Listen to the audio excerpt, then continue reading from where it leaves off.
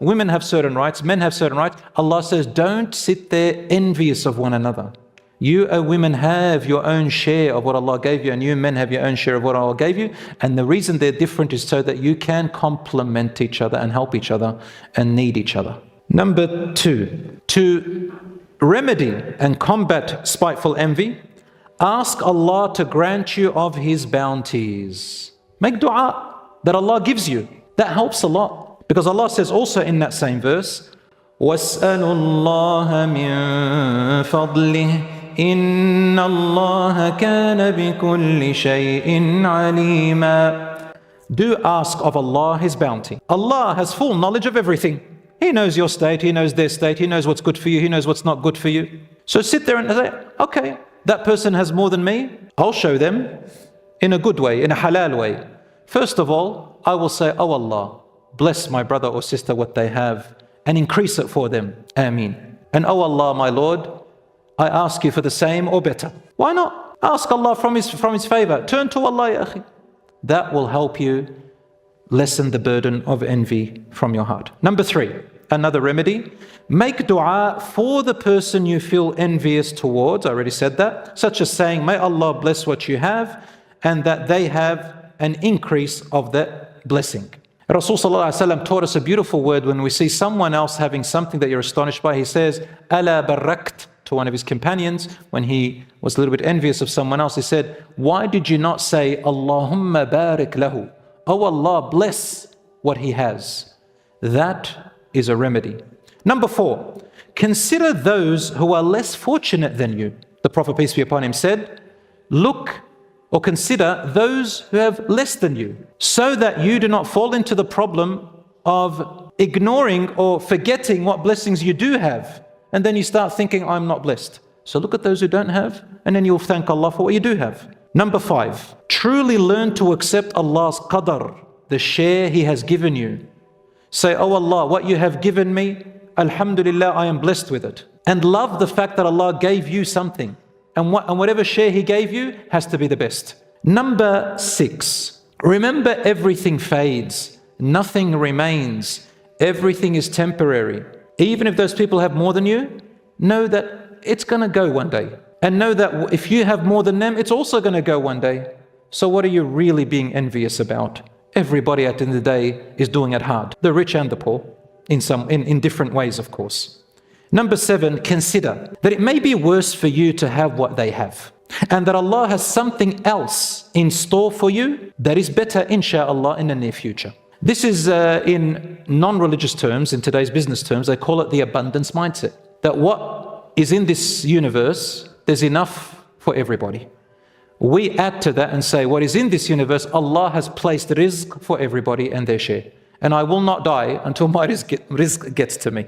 So my brothers and sisters, this is some of the ways of dealing with envious traits. And surrounding yourself by people who are grateful helps you a lot. My last bit that I want to talk about here, and I have to go through this quickly, is how envy, malicious envy, can lead to the evil eye. According to Islamic teachings, envy can possibly cause the evil eye. That's what we call it in English. In Islam, we call it al-ayn, the eye.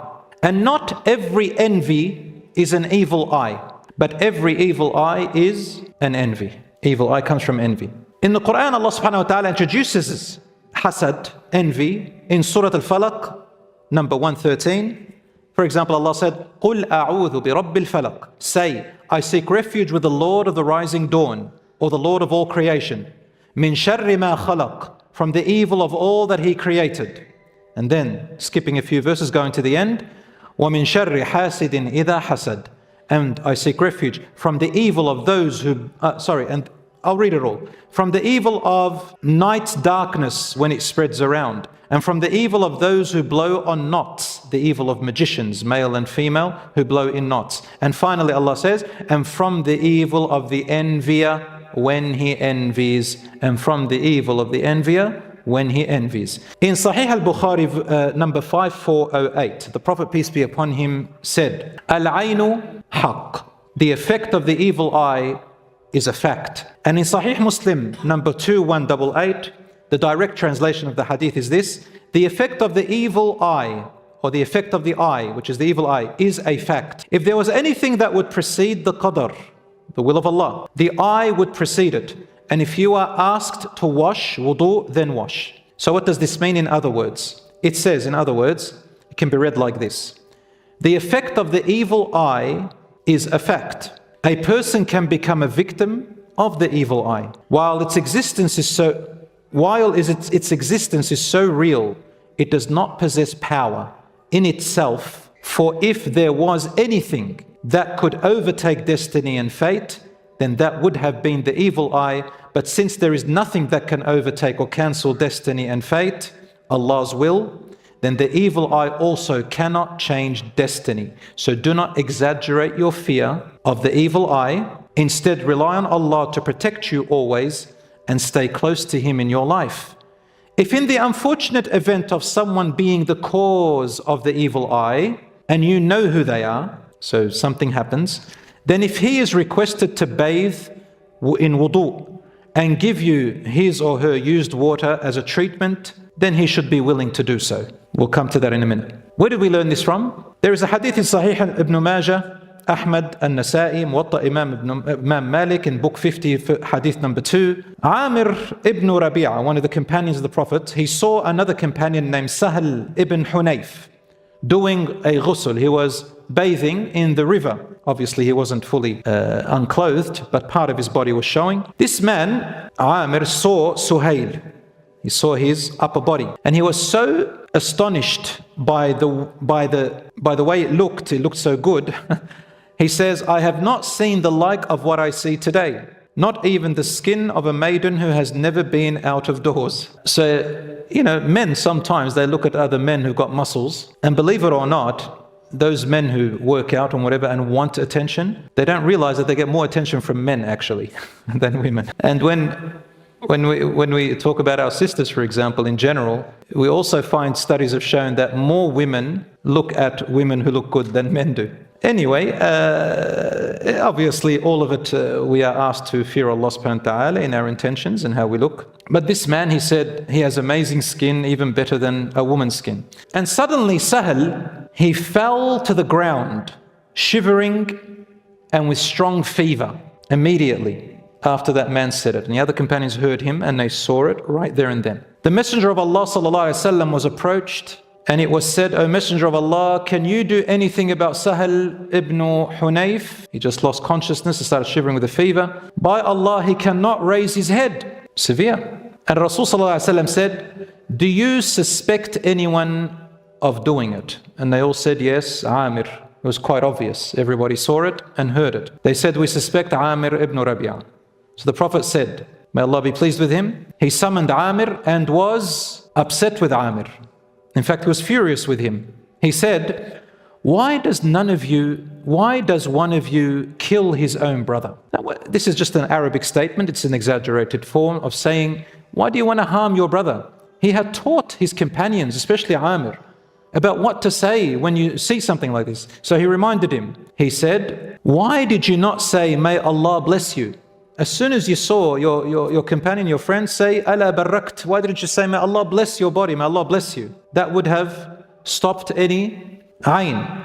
Oh Amir, go and wash yourself. So Amir washed his face, his hands, his elbows, his knees, the end of his feet, and inside his lower garment in a vessel. Then he poured it over him, and Sahal went off with the people, and there was nothing wrong with him. This is one form of combating the evil eye. When you know the person, it's very obvious. SubhanAllah, a few years back, this happened to someone I know. Allah knows best if that was evil eye or not, but I'll tell you, I'll share this story with you. He was a young man, about 16 or 17 years old, and was excellent at footy. For those who are listening and don't know Aussie rules, we do something called AFL, footy, where you kick a ball, the round egg-shaped ball. And this young man, he is playing in front of everyone, and he's doing so well, kicking goals.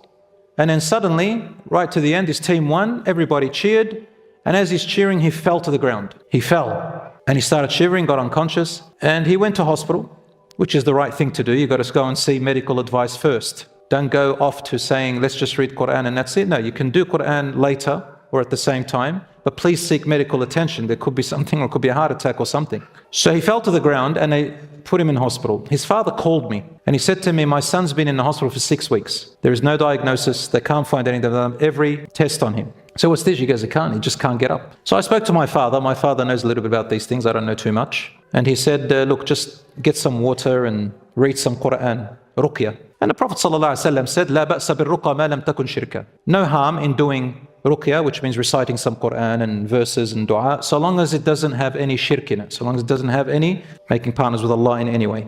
So I read some Quran, some verses and things like that. I took him to the young boy and told him, just when you bathe, shower, just spill a little bit over you. So he did it for a few days, alhamdulillah. I think after about a week, his father called me and said, subhanAllah, he's up now and he's gone. And there was no diagnosis. The doctors just said he seems like he got better. So we still don't know what went on. He's now still healthy till today, mashallah. That was probably, 15, 16 years ago. Maybe it was a placebo. Maybe just he thought, okay, I've got this water. But even if it's a placebo, no harm in that. So ruqya, helping people with recitation and helping yourself reading Quran and making dhikr and making dua, if it doesn't benefit, it won't harm. And my brothers and sisters, the Prophet ﷺ and in other religions, the prophets before Muhammad ﷺ and in other religions, the evil eye always existed to them. And it's not only a phenomenon known to Muslims, it is known to followers of many other religions. For example, the Prophet Muhammad ﷺ, he used to recite some verses upon his grandchildren Hassan and Hussein when they went to sleep, when they were babies. And he would say, أعوذ بكلمات الله التامة من كل شيطان وهمة من كل عين لامة.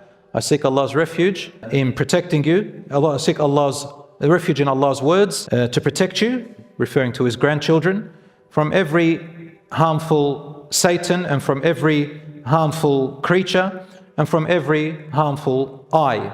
And he said, this is the dua, this is the prayer that your forefather Abraham, peace be upon him, used to say to his children Isaac, Ishaq and Ismail. So this is not something new, and it's always been there. Some of the signs of the evil eye, my brothers and sisters, if someone wants to ask, in a person are based on a mix of authentic and unauthentic hadiths. Many of them are quite ambiguous, open to interpretation and educational guesswork. So I wouldn't hold on to them too much, and probably be, in some cases, dangerous to think that all these are signs of the evil eye. So for example, epileptic fits, fever and sudden debilitation, as we read in the hadith, sudden loss of weight and frailty, sudden paleness and skin discoloration. In these cases, please, number one, seek medical attention first. Number two, consider professional therapy if somebody is going through this. And couple it with ruqya. No harm